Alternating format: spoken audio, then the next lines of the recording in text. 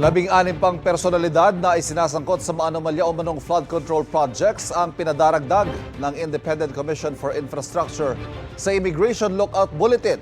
Tuloy naman ang investigasyon ng ICI kahit pa nagsabi ang mag-asawang Curly at Sara Diskaya na hindi na raw sila makikipagtulungan sa komisyon. Nag-unang balita si Joseph Moro. Ma'am, comment lang po ma'am, about sa BIR ma'am. Mailap pa rin sa media si Sara Diskaya nang dumating sa tanggapan ng Independent Commission for Infrastructure. Po ma'am, kinasuhan po kayo ng 7.1 billion. Mailap din ang asawa niyang si Curly na bantay sarado hanggang sa lumabas sila pagkatapos ng isang oras sa pagdinig. Hindi sila nagpa-unlock ng panayam. Ayon sa ICI, sinabi ng mag-asawang Diskaya na hindi na sila makikipagtulungan sa investigasyon nito. Upon the advice of their counsel, they invoked their right to self-incrimination and manifested that they will no longer cooperate with the investigation being conducted by the ICI.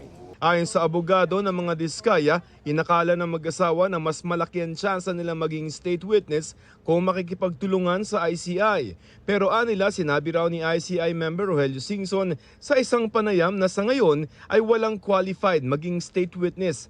Wala pa nga kami, di ba, sa gaya nga ng nasabi ko, it's too early to tell. Kasi kailangan natin makuha muna yung buong picture bago tayo makarekomenda kung kailangan magrekomenda. September 19 lang nagsimula ang investigasyon ng ICI.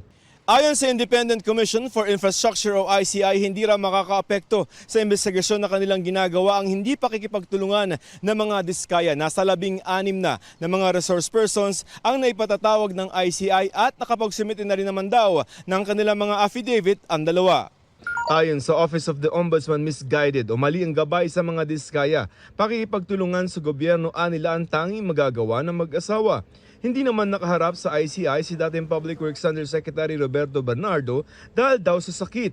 Na-hospital naman itong Lunes pero balik Senate detention na ulit si dating DPWH District Engineer Henry Alcantara. Isa si Alcantara sa mga sinampahan ng DOJ ng reklamang graft sa Ombudsman dahil sa umano'y ghost project sa Bulacan. Kasama rin ng mga dating Assistant District Engineers na sina Bryce Hernandez at JP Mendoza. Sabi ng abogado ng dalawa, umaasa silang kikilalanin ng DOJ na essential ang kanilang testimonya at iko-konsidera sila bilang state witness. 16 pang personalidad ang pinadadagdag ng ICI sa Immigration Lookout Bulletin. Sinisika pa namin silang hinga ng pahayag. Sa gitna ng mga investigasyon, naniniwala si Pangulong Bongbong Marcos na hindi aabot sa Malacanang ang mga alegasyon kaugnay ng flood control projects. Well, I'm confident because I know what we did or did not do. But if we investigate everybody, we follow the evidence, and wherever that leads is not something that we try to direct or influence. That's why we have the ICI. Ang Pangulo ang nag-ungkat sa flood control project sa kanyang sona noong Hulyo. Nasundan niya na magkakahiwalay na investigasyon pero makalipas ang ilang buwan, wala pa ring napapanagot. Ito ang unang balita, Joseph Morong para sa GMA Integrated News.